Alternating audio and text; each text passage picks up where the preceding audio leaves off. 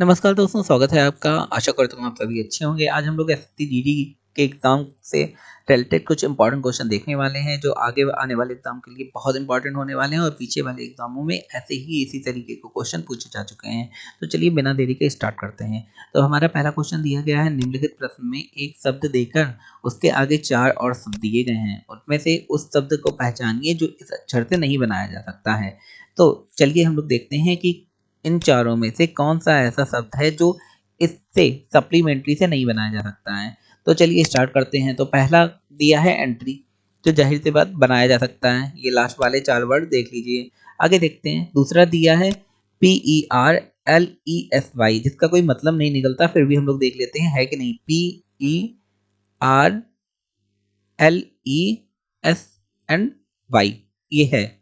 तो चलिए आगे थर्ड वाला देखते हैं। थर्ड वाला दिया है EME, तो EME यहाँ पे है, N भी है, S भी है, T भी है, R भी है और U भी है। चलिए ये भी बनाया जा सकता है। आगे देखते हैं एलिमेंट, तो ELEMENT, इसमें भी सारे हैं। तो इसका आंसर होगा क्या? तो अगर आप कंफ्यूज हैं कि सारे वर्ड तो मिल रहे हैं, आंसर क्या होगा, तो ये क्वेश्चन थोड़ा ट्रिकी है और आपके लिए है। यहाँ पे सही आंसर हो जाएगा एलिमेंट। क्यों होगा सही आंसर? क्योंकि आप देख सकते हैं यहाँ पे ई कितनी बार आया है। यहाँ पे ई आया है 3 बार और सप्लीमेंट्री में ई कितनी बार आया है? 2 बार। तो जाहिर सी बात है एलिमेंट में 3 बार ई आया है और सप्लीमेंट्री में ओनली 2 बार ई आया है, तो एलिमेंट सप्लीमेंट्री से नहीं बनाया जा सकता। सिंपल, आपको समझ में आ गया लॉजिक क्या है। सेकंड क्वेश्चन देखते हैं। सेकंड क्वेश्चन दिया गया है, नीचे दिए गए विकल्पों में से विषम शब्द को चुनिए। आपको विषम मतलब सबसे अलग जो शब्द है उसे चुनना है। तो यहाँ पे दिया गया है ABYZ। तो ये तो आपको बिल्कुल समझ में आ गया होगा कि ये उल्टा दिया गया है। जैसे ए का उल्टा क्या होता है? जेड, और बी का उल्टा क्या होता है? वाई, जो यहाँ पे दिया गया है। आगे देखते हैं क्वेश्चन। इसमें दिया है DEVW।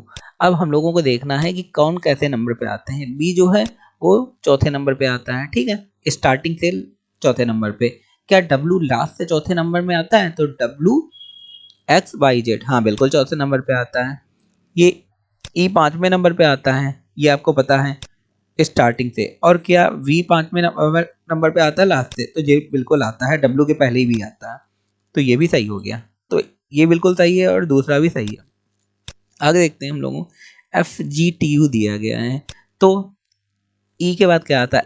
एफ आता है छठे नंबर पे, ठीक है, और जी आता है 7वें नंबर पे।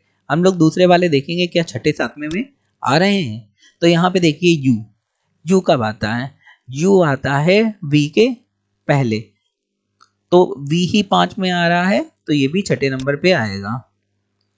क्या टी यू के पहले आता है? जी हाँ, तो यहाँ पे ये 7वें नंबर पे आ जाएगा।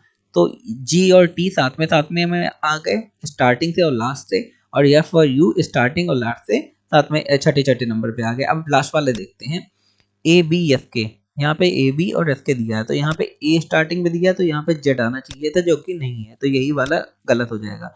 अच्छा, अगर इतना सॉल्व करने से पहले अगर आप एक बार एग्जाम में सरसरी नज़र डाल देंगे कि कौन सा कैसे आ रहा है, तो आपको तुरंत आंसर मिल जाएगा कि यहाँ पे डी नंबर वाला आंसर सही है, जो मैच नहीं कर रहा है। आगे देखते हैं क्वेश्चन। यहाँ पे दिया गया है, निम्न प्रश्न में से नीचे दिए गए विकल्पों में से संबंधित शब्द अक्षरों संख्या को चुनिए। तो यहाँ पे देखिए कैसे दिया गया है। यहाँ पे DF दिया गया है, यहाँ पे UW दिया गया है, यहाँ पे G और I दिया गया है, तो यहाँ पे पूछा गया है। तो दोस्तों, अगर आपको ये क्वेश्चन कैसे सॉल्व करना है समझ में आ गया, तो हमें कमेंट में जरूर बताइए कि ये क्वेश्चन कैसे सॉल्व करना है, उसके बाद मैं आपको बताऊंगा।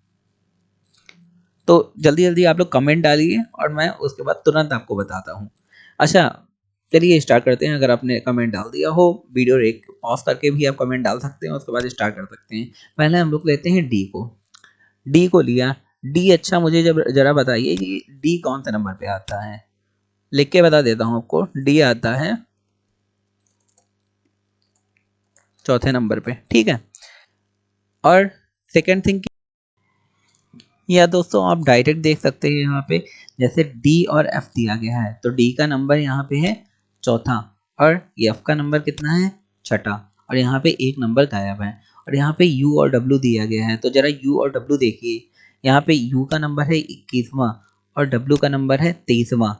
तो इसके बीच में एक अल्फ़ाबेट आता है जो है वी, और इसके बीच में एक अल्फ़ाबेट आता है जो है ई। तो चलिए देखते हैं। डी के पहले कितने अल्फ़ाबेट आए हैं, तो ए बी सी 3 अल्फ़ाबेट आए हैं। तो जो यू वी डब्ल्यू आ रहा है, तो डब्ल्यू के बाद कितने अल्फ़ाबेट आए हैं, 3 अल्फ़ाबेट आए हैं। मतलब दोनों तरफ से, आगे से और पीछे से 3-3 अल्फ़ाबेट छोड़ के लिख के जा रहे हैं। उसी प्रकार से चलिए हम लोग अब जी और आई का देखते हैं। तो सबसे पहले हम लोग जी और आई का देखेंगे। तो जी कौन से नंबर पे है, जी यहाँ पे है जिसका नंबर 7वां है। आई कौन से नंबर पे है, आई यहाँ पे है जिसका नंबर 9वां है। तो सिंपल सी बात है, हम लोग यहाँ पे देखेंगे जी के पहले कितने अल्फ़ाबेट आए हैं। जी के पहले 6 अल्फ़ाबेट आए हैं। स्टार्टिंग से देखें तो लास्ट से भी 6 अल्फ़ाबेट निकाल दीजिए। 1 2 3 4 5 और 6 ये वाला निकाल दिया तो हमारा आना चाहिए यहाँ पे आर, और आर के बाद एक छोड़ के टी आना चाहिए। ठीक है दोस्तों, यही सही आंसर होगा। यहाँ पे पहले आएगा आर और आर छोड़ के टी आएगा, और उसके बाद जितने आगे से छोड़ेंगे उतने ही पीछे से छोड़ देंगे, तो इसका आंसर सिंपल सा हो जाएगा आर और टी। चलिए आगे देखते हैं क्वेश्चन। आगे क्वेश्चन दिया है कि बी सी एफ और डी ई के बाद क्या आना चाहिए। ये भी काफी सिंपल क्वेश्चन है। सबसे पहले बी और सी का देख लेते हैं। ये हम लोगों को पता है बी दूसरे नंबर पे आता है और सी तीसरे नंबर पे आता है। और उसके बाद देखते हैं यफ कौन से नंबर पे आता है। यफ आता है छठे नंबर पे।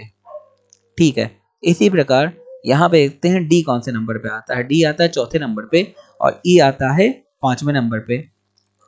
यहाँ पे बीसी के बीच में कोई भी अंतर नहीं था और यहाँ पे डी के बीच में भी कोई अंतर नहीं होगा। तो अगर बीसी के बाद डीई को छोड़ के एफ आ रहा है, तो क्या डीई के बाद 2 अल्फाबेट छोड़ के जो भी अल्फाबेट आएगा क्या वही आंसर होगा। तो चलिए देखते हैं, डीई के बाद 2 अल्फाबेट छोड़ देते हैं एफ और जी, और एच आएगा।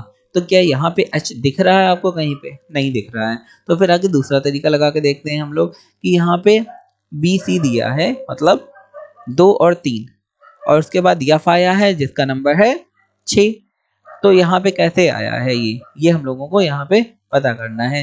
तो अगर 2 और 3 का मल्टीप्लाई कर दिया जाए, मतलब गुणा कर दिया जाए, तो क्या हम लोगों का 6 आ जाएगा। बिल्कुल।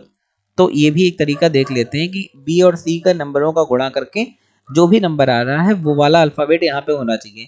तो यहाँ पे डी और ई का क्या नंबर है, डी का नंबर है चौथा, और ई का नंबर कितना है, ई का नंबर है 5वां। तो चलिए इन दोनों को गुणा कर देते हैं और देखते हैं क्या आता है। इन दोनों का गुणा करके आता है हमारा 20 आता है।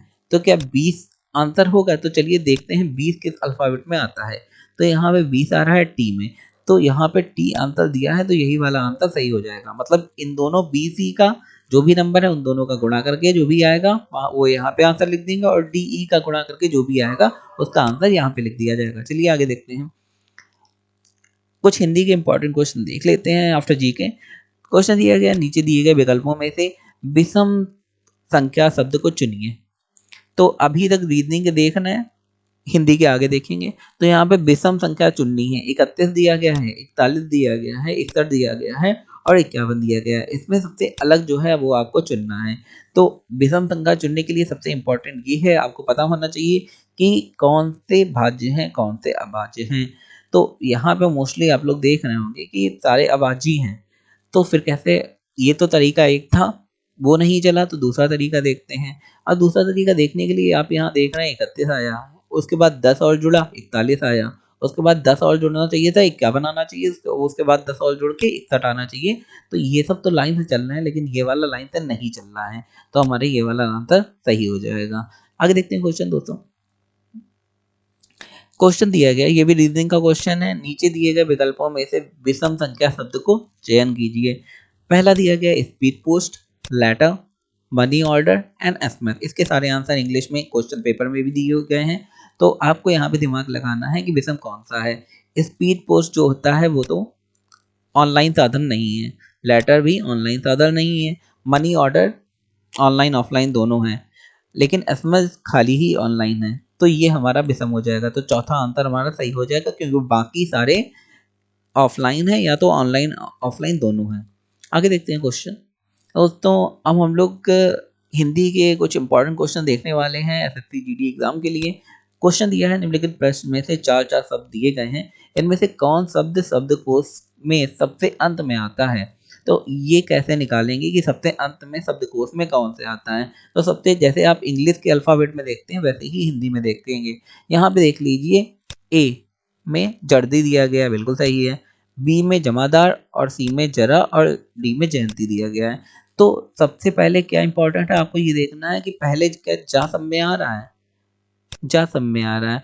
उसके बाद आपको दूसरा नंबर देखना है कि वो सबसे पहले कौन सा आ रहा है। जैसे दा दिया है, माँ दिया है, रा दिया है और या दिया है। तो हिंदी का अल्फ़ाबेट आपको देखना है, आ, ई, ऊ, ए, ऐ, अंग, आ वाला, काका, खागा, चाचा, जाजा, इयाँ। तो ये वाला देखना है, उसमें देखना है कौन-सा इसमें सबसे पहले आ रहा है। जो सबसे पहले आ रहा है वो लगा देंगे। अगर माँ मान लीजिए दा से, रा से और या से पहले आ रहा है तो माँ जमादार सही हो जाएगा।